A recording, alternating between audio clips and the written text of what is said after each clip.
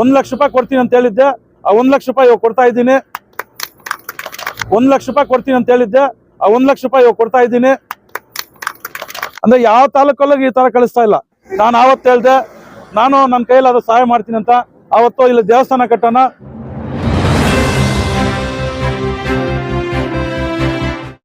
ಓಂ ಶಕ್ತಿ, ಪರಾಶಕ್ತಿ, ಓಂ ಶಕ್ತಿ.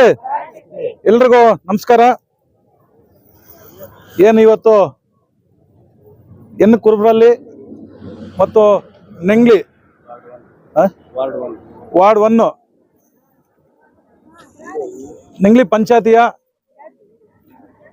4 ಬಸ್ಗಳನ್ನು ಇವತ್ತು ಓಂ ಶಕ್ತಿ ದೇವಸ್ಥಾನಕ್ಕೆ ಪ್ರವಾಸ ಹಮ್ಮಿಕೊಂಡಿರುವ ಈ ಕಾರ್ಯಕ್ರಮಕ್ಕೆ ನಮ್ಮ ನೆಂಗ್ಲಿ ಪಂಚಾಯತಿ ಅಧ್ಯಕ್ಷರಾದ ಶ್ರೀಧರ್ ಅವರು ಆಗಮಿಸಿದ್ದಾರೆ.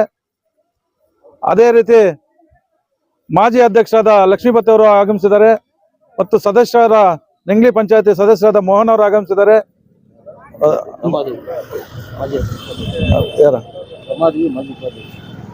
ಮಾಜಿ ಉಪಾಧ್ಯಕ್ಷರಾದಂಥ ರಮಾದೇವಮ್ಮ ಅವರು ಆಗಮಿಸುತ್ತಾರೆ. ಅದೇ ರೀತಿ ನಗವಾರ ಭಾಸ್ಕರ್ ಅವರು ಆಗಮಿಸಿದ್ದಾರೆ ಮತ್ತು ಮಾಜಿ ಸದಸ್ಯರಾದ ನಾಗೇಶ್ ಅವರು ಆಗಮಿಸಿದ್ದಾರೆ ಮತ್ತು ಮುನ್ರೆಡ್ಡಿ ಅವರು ಆಗಮಿಸಿದ್ದಾರೆ. ಸುಬನ್ ಅವರು ಮತ್ತು ಎಲ್ಲ ನಮ್ಮ ಗ್ರಾಮಸ್ಥರ ಹಿರಿಯರು, ಮುಖಂಡರು, ನಾಯಕರು ಎಲ್ಲರೂ ಆಗಮಿಸಿದ್ದಾರೆ. ಅದೇ ರೀತಿ ವಿಶೇಷವಾಗಿ ನಮ್ಮ ಓಂ ಶಕ್ತಿ ತಾಯಂದರು ಸಹ ಆಗಮಿಸಿದ್ದಾರೆ. ಎಲ್ಲರೂ ಇದ್ದಾರೆ. ಇದಕ್ಕೆ ಎಲ್ರಿಗೂ ನಮಸ್ಕರಿಸ್ತಾ, ಏನು ಇವತ್ತು ಈ 8ನೇ ತಾರೀಕು ನಮ್ಮ ಶಾಸಕರು, ನಮ್ಮ ಓಂ ಶಕ್ತಿ ಮಾತಾಡ್ಕೊಡ್ತು ಕೊಂಚೇಪ ನಮ್ಮ ಶಾಸಕರನ್ನು ಮತ್ತು ನಮ್ಮ ಶಾಸಕರಾದ ಸಮೃದ್ಧಿ ಮಂಜಣ್ಣ ಅವ್ರನ್ನು ಮತ್ತು ಕಾಡಿನಲ್ಲಿ ನಾಗರಾಜನ್ ಅವರು 8ನೇ ತಾರೀಕು ನೆಂಗ್ಲಿಗೆ ಬರ್ಬೇಕು ಅಂತ ನಾವು ಕೇಳಿದ್ವು. 8 ದಿವಸನೂ ಬರೋಕ್ಕಾಗಲ್ಲ, ಇವತ್ತು ಬರ್ಬೇಕು ಅಂತ ಹೇಳಿದ್ವು.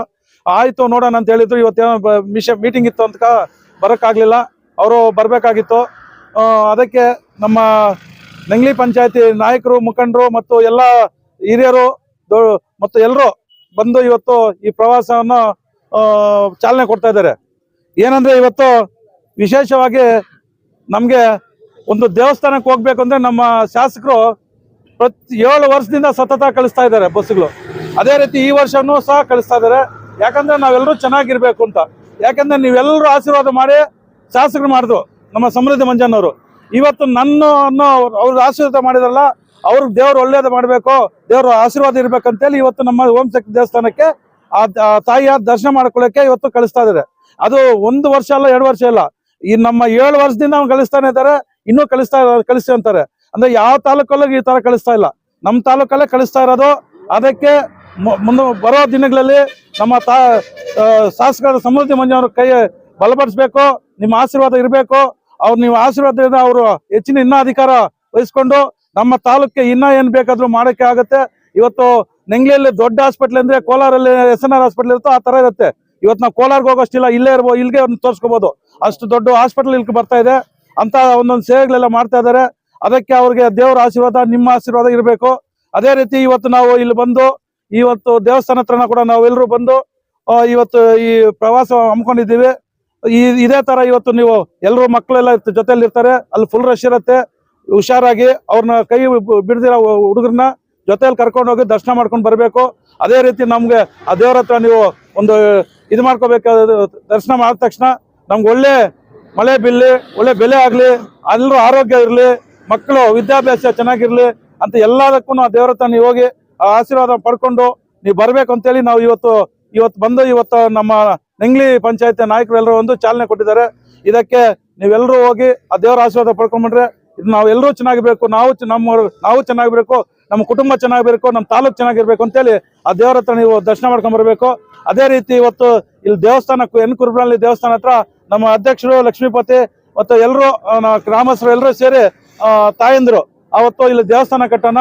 ಸುಮಾರು ಒಂದು 30-40 ಬಸ್ಸು ಭಕ್ತಾದಿಗಳು ಬಂದು ಇಲ್ಲಿ ಇರುಮುಡಿ ಕಟ್ಕೊಂಡಿದ್ದಾರೆ. ಇಲ್ಲೇ ದೇವಸ್ಥಾನ ಕಟ್ಟಿದ್ರೆ ಇಲ್ಲೇ ಇರುಮುಡಿ ಕಟ್ಬೋದು, ನಮ್ಗೆ ದೂರ ಹೋಗೋಷ್ಟಿಲ್ಲ, ಇಲ್ಲೇ ಕಟ್ಬೋದು, ಇಲ್ಲೇ ಬಸ್ಸು ಬಂದು ಇಲ್ಲಿಂದ ಹೋಗ್ಬೋದು ಅಂತ ಹೇಳಿದ್ರು. ಅದಕ್ಕೋಸ್ಕರ ನಾನು ಆವತ್ತು ಹೇಳ್ದೆ, ನಾನು ನನ್ನ ಕೈಲಾದ ಸಹಾಯ ಮಾಡ್ತೀನಿ ಅಂತ. ಅದಕ್ಕೆ ನಾನು ಆವತ್ತು ಹೇಳಿದ್ದೀನೋ ಇವತ್ತು ಹೇಳ್ತಾ ಇದ್ದೀನಿ. 1 ಲಕ್ಷ ರೂಪಾಯಿ ಕೊಡ್ತೀನಿ ಅಂತ ಹೇಳಿದ್ದೆ.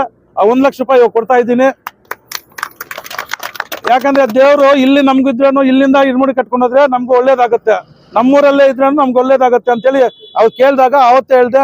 ಅದಕ್ಕೋಸ್ಕರ ಇವತ್ತು ಬಂದು ಆ ದೇವಸ್ಥಾನಕ್ಕೆ ದರ್ಶನ ಮಾಡಿಕೊಂಡು ಚಾಲನೆ ಮಾಡೋಂಥ ಭಾಗ್ಯ ನೀವು ಕೊಟ್ಟಿದ್ದೀರಿ. ನಾನು ನಿಜವಾಗ್ಲೂ ನಿಮ್ಮನ್ನು ಯಾವತ್ತೂ ನಾನು ಮರೆಯಲ್ಲ. ನಿಮ್ಮ ಜೊತೆಯಲ್ಲಿ ನಾನು ಇರ್ತೀನಿ. ನಮ್ಗೆ ಆಶೀರ್ವಾದ ಮಾಡಿದ್ದೀರಿ ನೀವು, ಅದೇ ಥರ ನಿಮ್ಮ ಜೊತೆಲಿ ಇರ್ತೀನಿ. ನಮ್ಮ ಶಾಸಕರು ನೀವು ಆಶೀರ್ವಾದ ಮಾಡಿದ್ದೀರಿ.